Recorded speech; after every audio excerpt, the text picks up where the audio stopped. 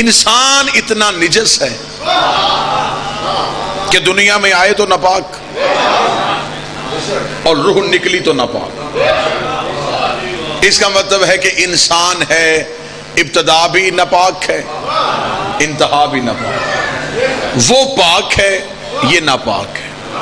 پاک اور ناپاک دونوں ضدیں ہیں، اور علم کہتا ہے کہ ضدیں کبھی بھی ایک نہیں ہوتی. سورج چاند یہ ضد ہے، ایک نہیں ہوں گے. مشرق مغرب، دن رات، یہ ساری چیزیں ضدیں ہیں، ضدیں کبھی ایک نہیں ہوتی. اللہ اور بندہ ضد ہے. اب ان دونوں کو ایک ہونا ہے. علم کہتا ہے کہ نہیں ہو سکتے. بندے نے کرنی ہے اللہ کی عبادت، اللہ نے دینی ہے انسان کو نعمتیں. نعمتیں دینا اس کا کام ہے، بندگی کرنا ہمارا کام. علم یہ کہتا ہے کہ تم دونوں ایک نہیں ہو سکتے. اب ہم نے ان دونوں کو ایک کرنا ہے تو پھر کیسے ہوں؟ اس کی میں مثال دیتا ہوں. آگ اور پانی یہ ضد ہے، ایک نہیں ہو سکتے. جہاں آگ ہو وہاں پانی نہیں، جہاں پانی ہو وہاں آگ نہیں. جب انسان نے سوچا کہ سردی کے موسم میں اسے پانی کو کرنا ہے گرم، علم کہتا تھا کہ یہ ایک نہیں ہو سکتے. پھر انسان کے علم نے، شعور نے ایک اور کام کیا. اس نے برتن میں لیا پانی، نیچے جلائی آگ. آگ کا اثر پانی کو پہنچا. کیوں پہنچا؟ درمیان میں برتن وسیلہ تھا. میں تو کوشش کر رہا ہوں کہ جتنا آسان ہو سکے. اس کا مطلب درمیان میں وسیلہ ہو تو ضدیں ایک ہو جاتی ہیں. میں ابھی حیدرآباد تھل میں یہ جملہ کہوں کہ درمیان میں برتن وسیلہ ہو تو ضدیں ایک ہو جاتی ہیں. اور کیسر بھائی میں مجلس پڑھ کے چلا جاؤں، پھر آئندہ میں اسی علاقے میں اور کوئی بندہ میری گاڑی کو رو کے کہے کہ جناب آپ حیدرآباد تھل آئے تھے، ہم نے سمجھا تھا شیعہ قوم کا خطیب ہے، بات ہی کر کے گیا ہوگا. ہم نے آپ کی گفتگو سننے کے بعد ہم منکیرا گئے، ہم جھنگ گئے. وہاں سے ہم ایک پلاسٹک کا ٹب لے کے آئے، اس میں ہم نے پانی رکھا، نیچے آگ جلائی. نہ آگ بچی، نہ پانی بچا، نہ برتن بچا. تو میں فوراً اس بندے سے یہ بھی کہوں گا آپ نے مثال سمجھی نہیں تھی. میں نے یہ بھی کہا تھا وسیلہ جب بھی بنانا کسی اچھی جنس کا بنانا. پوری جنس کا بناؤ گے خود بھی جلے گا، تمہیں بھی جلائے.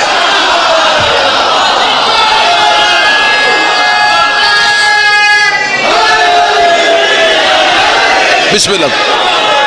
سیدہ عزت دے اور وسیلہ کوئی بھی،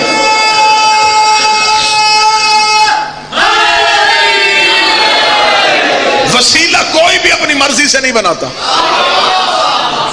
وسیلہ ہمیشہ اللہ دیتا. وسیلے کے معاملے میں اللہ ایسا ہے کہ اللہ نے فرشتوں سے کہا آدم کو سجدہ کرو، سب سجدے میں گر گئے الا ابلیس، سوائے ابلیس کے. اب استکبر وکان من الکافرین، اس نے تکبر کیا کیونکہ وہ تھا ہی کافر. خدا نے کہا سجدہ کیوں نہیں کرتا؟ اس نے کہا میں تجھے کروں گا، اسے نہیں کرتا. قطن ابلیس نے اللہ کے سجدے کا انکار نہیں کیا تھا. ابلیس کل بھی یا اللہ مدد کا قائل تھا،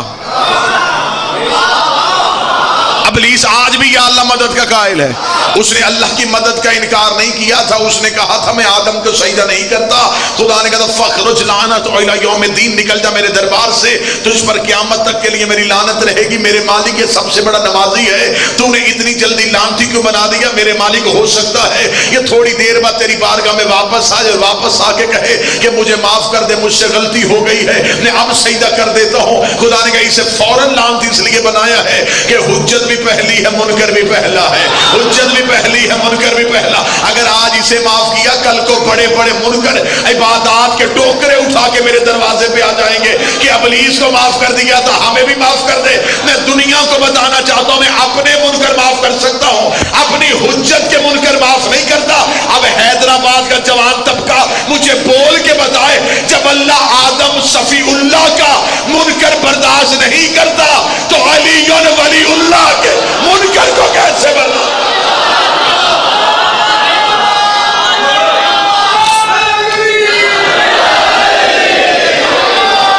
مذہب میں سب سے زیادہ ضرورت ہے امام کی. امام اچھا ہونا چاہیے. مرید گناہگار ہو گزارا ہو جاتا ہے، فقیر گناہگار نہیں ہونا چاہیے. ہمیں یقین ہے کہ ہم گنہگار صحیح امام پاک. اس لیے خدا نے کہا کہ میں نے قیامت والے دن بندوں کے اعمال نہیں دیکھنے، پہلے امام دیکھنے. اعمال ہاتھوں میں اٹھا کے بندے کھڑے ہوں گے. خدا نے کہا نہیں، اعمال بعد میں، پہلے امام. کیونکہ جس نے ہاتھ باندھ کے پڑھی اس نے مرضی سے نہیں پڑھی، امام کے کہنے پہ پڑھی. جس نے ہاتھ چھوڑ کے پڑھی اس نے بھی امام کے کہنے پہ. جس نے روزہ 10 منٹ پہلے کھولا اس نے بھی امام کے کہنے پہ. جس نے بعد میں کھولا اس نے بھی امام کے کہنے پہ. خدا نے کہا میں نے صرف پہلے امام دیکھنے. امام جنتی تو ماننے والے بھی جنتی، امام جہنمی. وَجَعَلْنَا أَئِمَّةً يَدْعُونَ إِلَى النَّارِ. اور کچھ ایسے امام بھی ہوں گے جو خود بھی دوزخ میں جائیں گے، ماننے والوں کو بھی دوزخ میں لے کے جائیں گے. اس کا مطلب پہلے امام دیکھا جائے گا. بندے پریشان ہو سکتے ہیں، علی ولی اللہ پڑھنے والے پریشان نہیں ہو سکتے، اس لیے کہ ہمارا امام صرف جنتی نہیں، مالک جنت بھی ہے. صرف جنت میں جانے والا نہیں. یقیناً میرے اہل سنت بھائی اگر تشریف فرماؤں تو میں ان کے لیے گزارش کروں. کسی بندے نے کہیں 5 مرلے جگہ لے لی، کیسر بھائی وہ پہلے پتہ کرواتا اس جگہ کا مالک کون ہے. یہ بات تو کوئی مشکل نہیں ہے. بندہ کسی جگہ کو پسند کر لے اور بندہ مالک ڈھونڈے، پتہ چلے مالک یہاں رہتا ہی نہیں. صبح صبح ایک بندہ دروازے پہ دستک دے، وہ کہے یہ جگہ میں بیچ دیتا ہوں. بندہ اسے پوچھے تو مالک ہے؟ وہ کہے نہیں جی میں مالک کا سسر ہوں. سسر سمجھتے ہیں سہرا، تو کیا وہ بیچ سکتا ہے؟ شام کو 2-3 بندے اور دروازے پہ آ جائیں، وہ کہتے اسے چھوڑ ہم بیچتے. تم مالک ہو؟ وہ کہتے نہیں ہم مالک یار ہیں. یاروں سے سودا لے سکتے ہو، یار وہ جگہ بیچ سکتے ہیں. اس کا مطلب ہے پڑھے لکھا بندہ ہو یا ان پڑھ ہو، اسے بھی اتنا عقل اور شعور اللہ نے دیا ہے. وہ کہتا ہے کہ ہمیشہ سودا اسی سے کرنا ہے جو مالک ہو، جو مالک ہو. اس کا مطلب اللہ نے اتنی عقل دی ہے 5 مرلے کے لیے یہ پتہ کرتا ہے کہ مالک کون ہے. ساری زندگی جنت ڈھونڈتا رہا اور مولوی سے پوچھا ہی نہیں کہ جنت کا مالک کون.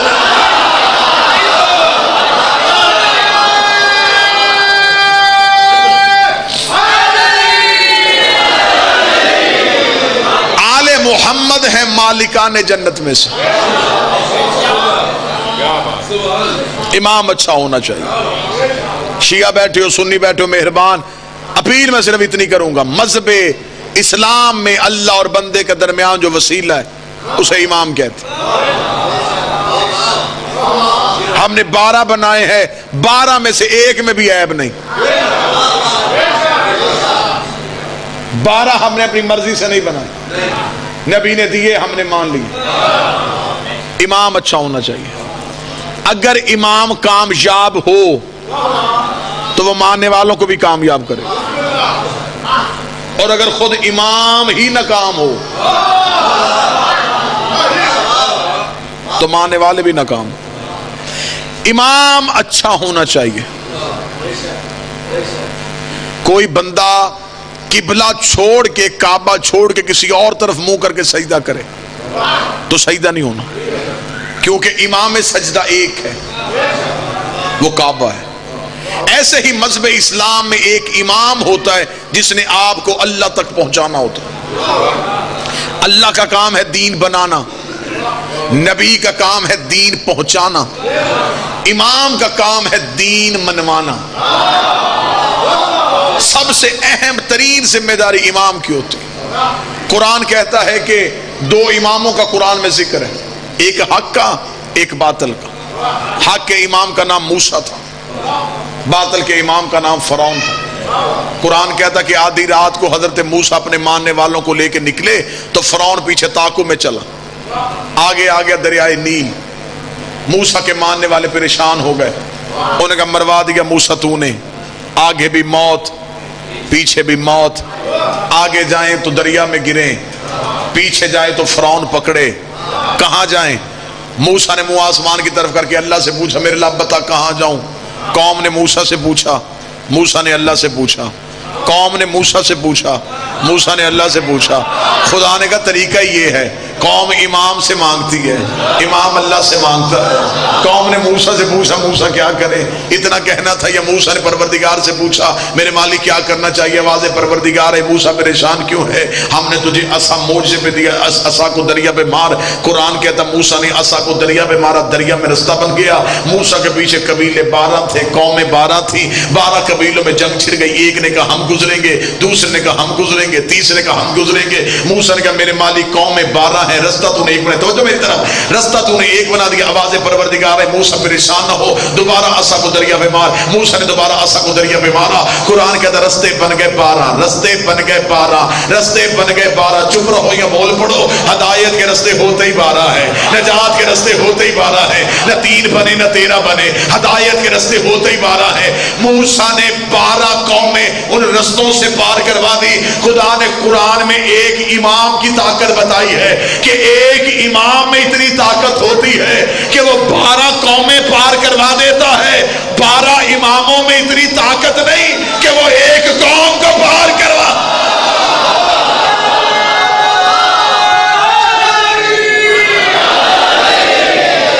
ایک امام،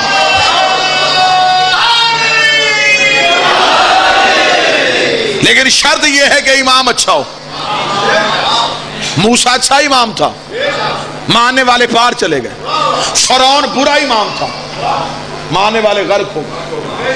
اور مجھے پوری میں ذمہ داری کے ساتھ کہوں، حضرت موسیٰ کے پیچھے سارے بندے اچھے بھی نہیں تھے، کوئی نیک و پرہیزگار بھی نہیں تھے، لیکن پار چلے گئے۔ کیوں؟ اس لیے کہ ان کا امام ٹھیک تھا۔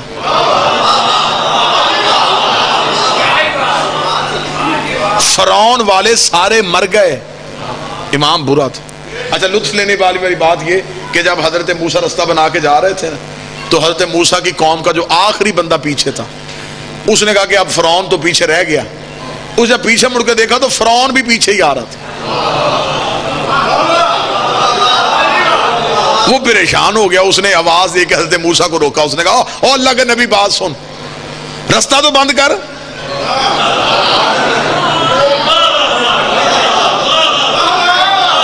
رستہ کھلا چھوڑ دیا، ہمیں گزار انہیں روک۔ وہ دیکھ وہ بھی دریا میں آ گئے۔ موسیٰ نے بھاگتے ہوئے قرآن کہتا پیچھے مڑ کے دیکھا تو فرعون کا لشکر پیچھے سر پہ آ گیا۔ موسیٰ نے منہ آسمان کی طرف کہا میرے اللہ انہیں روک۔ آواز پروردگار ہے تو اپنے بچا۔ نہیں نہیں نہیں، شاید آپ کا دھیان ہی نہیں تھا۔ اللہ کی آواز ہے موسیٰ تو اپنے لے کے نکل، تو اپنے لے کے نکل، تو اپنے لے کے نکل۔ میرے مالک صرف بچانا نہیں تھا، فرمایا صرف بچانا نہیں تھا، دشمن پہ تبرہ بھی کرنا تھا۔ موسیٰ تو اپنے بچا۔ قرآن کہتا موسیٰ کا آخری دریا سے قدم نکال رہا تھا، فرعون کا آخری دریا پہ قدم رکھ رہا تھا۔ خدا کہتا اس دن میں نے ملک الموت سے یہ نہیں کہا کہ اسے مارنا ہے اسے بچانا ہے۔ خدا کہتا میں نے نیل کی لہروں پہ وحی کر دی تھی موسیٰ والوں کو چھیڑنا نہیں ہے، فرعون والوں کو چھوڑنا نہیں ہے۔ بندہ پڑھتا علی اور ولی اللہ ہو اور ہاتھ نہ اٹھے، اللہ قیامت والے دن دوزخ کی آگ پہ وحی کر دے گا علی والوں کو چھیڑنا نہیں، علی کے دشمن کو چھوڑ۔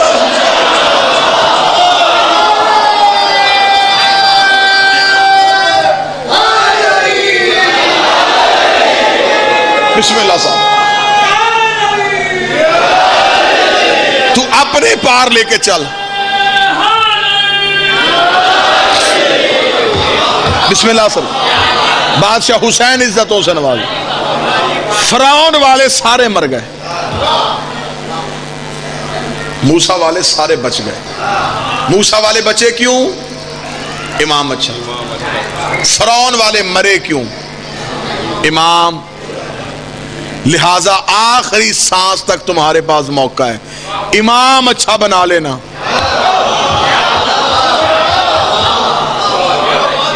اور اگلی بات جن کا امام اچھا ہے ان کے لیے اگلی بات بتاؤں، اگر امام اچھا نصیب سے مل ہی جائے پھر اس پہ شک نہ کرنا۔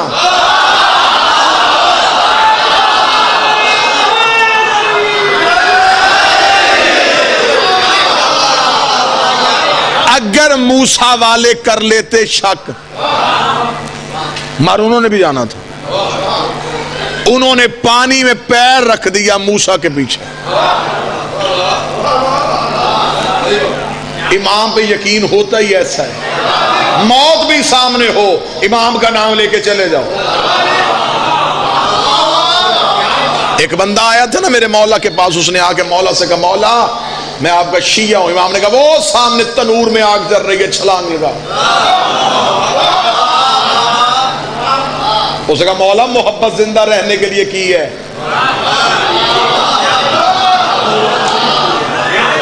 مرنے کے لیے نہیں کی.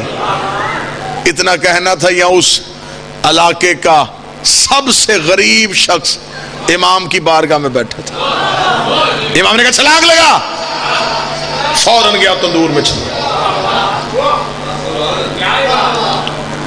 دھواں جب اٹھا تو وہ جسے پہلے کہا تھا نا چھلانگ لگا، وہ دیکھنے کے لیے گیا کہ اب تو جھلس گیا ہوگا.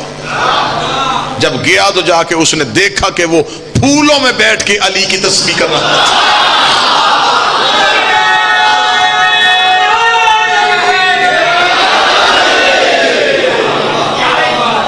اختیارات امام پہ شک نہ کرنا. آج بندے پریشان ہو گئے ہیں کہ جی یہ چیزیں امام کر سکتا یا نہیں کر سکتا. مجھے ممبر کے تقدس کی قسم ہے ابھی ممبر سے حقیقت آئمہ پڑھی نہیں گئی. مولا امام صادق بازار سے گزر رہے تھے اور ایک بندہ کپڑے سی رہا تھا. وہ کپڑے سیتا سیتا کچھ شعر پڑھ رہا تھا. امام اس کے قریب رک گئے. کیسے؟ امام نے رک کے کہا کہ تیری آواز بڑی اچھی ہے، کتنا اچھا ہو کہ تو ہماری مدحت کرے، ہماری شان پڑھے. اس نے کہا مولا میں پڑھنا چاہتا ہوں لیکن علم نہیں. کتاب کہتی ہے مشارق انوار الیقین، علامہ رجب علی برسی نے لکھا کہ معصوم زمین پہ بیٹھے ایک ریت کا ذرہ اٹھا. امام نے کہا منہ کھول. اس نے منہ کھولا. امام نے وہ ذرہ اس کی زبان پہ رکھا. زبان پہ رکھنا تھا، اس نے آنکھیں بند کر کے کھول کے کہا آؤ شہر والوں میں تمہیں علی کے فضائل سناؤ.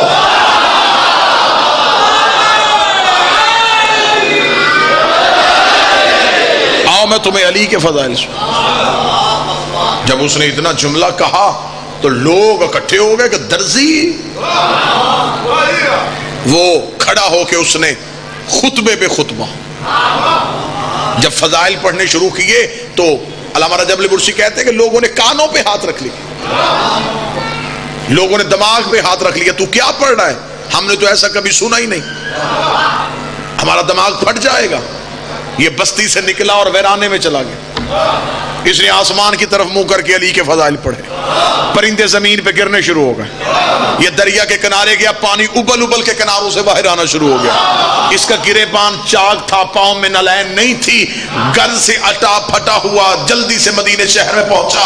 امام کے قدموں میں بیٹھ کے کیا بھر دیا آپ نے میرے سینے میں. نہ انسان برداشت کر رہے ہیں، نہ چرند برداشت کر رہے ہیں، نہ پرند برداشت کر رہے ہیں. امام نے اس کا ہاتھ پکڑا بستی سے باہر جا کے. امام پتھر میں بیٹھ کے امام کہتے اب تو پڑھ میں سنتا ہوں، اب تو سنا ہم سنتا. معصوم نے فرمایا جو میں نے تمہیں ریت کا ذرہ دیا تھا یہ فضیلت علی میں ایسے ہی ہے جیسے زمین پہ ذرے کی حیثیت. اور ابھی تک ممبر سے ذرہ نہیں پڑھا گیا. لہذا دور جتنا مشکل سے مشکل آتا جا رہا ہے، عقیدہ اتنا مشکل سے مشکل ہوتا چلا جا رہا ہے.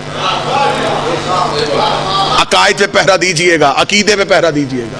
مر جانا ہے، سانسوں کا یقین کوئی نہیں، لمحوں کا اعتبار کوئی نہیں. اعمال کا سوال قیامت والے دن ہونا ہے، قبر میں عقیدے کا ہونا ہے. میں اس بندے کو شیعہ نہیں سمجھتا جو مذہب جعفریہ میں ہو اور اعمال کا منکر ہو. اعمال صالح ہیں ہی مذہب شیعہ میں، لیکن اعمال کا سوال قیامت والے دن ہونا. اس سے پہلے بھی ایک کمرہ امتحان ہے جسے قبر کہتے ہیں. قبر میں نماز نہیں پوچھی جانی، روزہ نہیں پوچھا جانا. قبر میں پوچھا جانا ہے عقیدہ. من ربوں کا، من نبیوں کا، من دینوں کا، من قبلتوں کا، من کتابوں کا، من اماموں کا. کمرہ امتحان میں جب سوال نامہ آتا ہے تو اس پہ لکھا ہوتا ہے پہلا سوال لازمی ہے باقی 5 میں سے 4 کر لو. اور اگر طالب علم اسٹوڈنٹ وہ پہلا سوال نہ کرے نا جی تو وہ پیپر چیک ہی نہیں ہوتا کہ اس نے لازمی نہیں کیا. خدا نے کہا یہ قبر والا لازمی ہے, اس میں کوئی چھٹی نہیں. اب بول پڑو تو اتنی محنت کے بعد یہ نتیجہ آپ کا حق بنتا ہے کہ عقیدہ پوچھا جائے گا قبر میں, اعمال پوچھے جائیں گے حشر میں. قیامت والے دن اعمال اسی کے پوچھے جانے ہیں جس کا قبر میں عقیدے والا جواب ٹھیک ہو.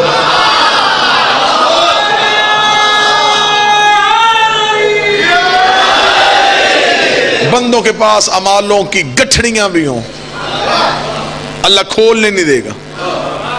وجہ امام والا جواب ٹھیک نہیں. اب اس کا مطلب قبر میں پوچھا جانا ہے عقیدہ. جتنے نوجوان بیٹھے ہو عمل پیچھے سے بھی بھیجے جا سکتے ہیں, عقیدہ پیچھے سے بھی نہیں بھیجا جا سکتا. باپ مر گیا, شریعت نے باپ کی قضا نمازیں بڑے بیٹے پہ واجب کر دی. بڑے بیٹے کے پاس وقت نہیں, خدا نے کہا نماز اجارہ کسی کو اجرت دے کے پڑھوا. پڑھے گا مولوی, پیسے دے گا بیٹا, ثواب باپ کو جائے گا. اس کا نماز پیچھے سے چلی گئی, روزہ پیچھے سے چلا جاتا ہے, حج اور زکوٰۃ پیچھے چلے جاتے ہیں. نہیں جاتا تو پیچھے سے عقیدہ نہیں جاتا.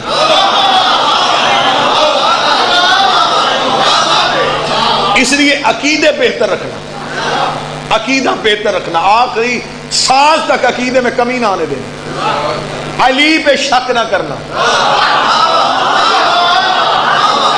علی ولی اللہ نہ چھوڑنا, عزاداری شبیر نہ چھوڑنا, توہین سادات نہ کرنا, اور بطول کے دشمن کی عزت نہ کرنا.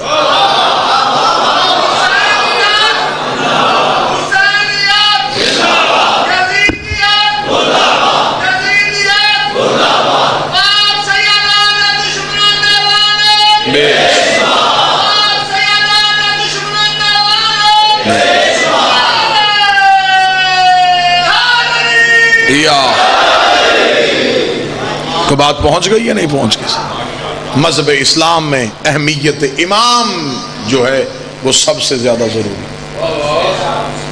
بندے زمیندار طبقہ میرے پاس بیٹھا ہے, حر کے پاس نمازیں تھیں, امام نہیں تھا. سینکڑوں مثالیں میں دے سکتا تھا, لیکن میں سب سے اہم مثال دے دوں. حر کے پاس نمازیں تھیں, امام نہیں تھا. حر کے پاس روزے تھے, امام. حر کے پاس پورا اسلام تھا, صرف امام نہیں تھا. کوئی مولوی مجھے قرآن کے حاشیے پہ لکھ کے دے کہ کیا حر کی وہ نمازیں قبول ہوں گی؟ کہتے نہیں ہوگی. کیوں نہیں ہوں گی؟ کہتے امام نہیں تھا. اس کا مطلب ہے کہ اسلام جیسے اعلیٰ مذہب سے اگر حسین نکال دیا جائے, پیچھے سوائے یزیدیت کے رہتا ہی کچھ. ادھر حر نے آ کے مولا حسین کے خیمے پہ دستک دی, اور حسین نے کہا حر آ گئے؟ جی مولا آ گیا. امام نے فرمایا تلوار پکڑ, میدان میں جا, تاکہ میں بروز قیامت دنیا کے سامنے کہہ سکوں حر کو حر کی عبادتوں نے نہیں, حر کو حسین کی محبت نے بچایا. بڑے خوش نصیب لوگ ہو, تمہیں اللہ نے علی جیسا امام عطا کر دیا. پھر وہ ایک مثال بنی ہوئی ہے کہ جو چیز پاس ہو پھر بندوں کو اس کی قدر نہیں ہوتی. تمہارے پاس علی ہے تو اس کی قدر کرو. علی ولی اللہ جھگڑنے کا نام نہیں, ایک دوسرے کا گریبان پکڑنے کا نام نہیں. علی ولی اللہ قائم رہنے کا نام. جس کو علی مل گیا ہے پھر نماز میں کہتے ہو اہدنا الصراط المستقیم, میرے مالک ہمیں صراط مستقیم پہ قائم رکھ. اور معصوم فرماتے یہ صراط مستقیم سے مراد ہماری ولایت. اس پہ قائم رہنا اتنا مشکل ہے جتنا باریک بال پہ چلنا, تیز دھار تلوار پہ چلنا. زمانہ جدید سے جدید تر ہو جائے گا, لوگ اپنوں کی شکل میں بھی تم سے عقیدہ لوٹنے کی کوشش کریں. تو میں مہمان ہوں تمہارا, ذاکر شبیر ہوں, منت کر کے کہوں گا ہر چیز دے دینا, عقیدہ نہ دینا. مولا فرماتے ہیں کہ ہمارے ظہور کے قریب ہو کے جو ہمارے شیعوں کا امتحان ہوگا وہ ہمارے عقیدے پہ ہوگا. اور اکمال الدین واتمام نعم میں شیخ صدوق نے لکھا کہ بارواں آئے گا اور آ کے سب سے پہلے عقیدہ رکھنے والے لوگوں کا امتحان لے گا. نماز کی اقامت کہی جا چکی ہوگی اور امام پچھلی صف میں کھڑے ہوئے اپنے نوکر سے کہیں گے تلوار نکال اور فلاں صف میں وہ بندہ کھڑا ہے اس کی گردن کاٹ،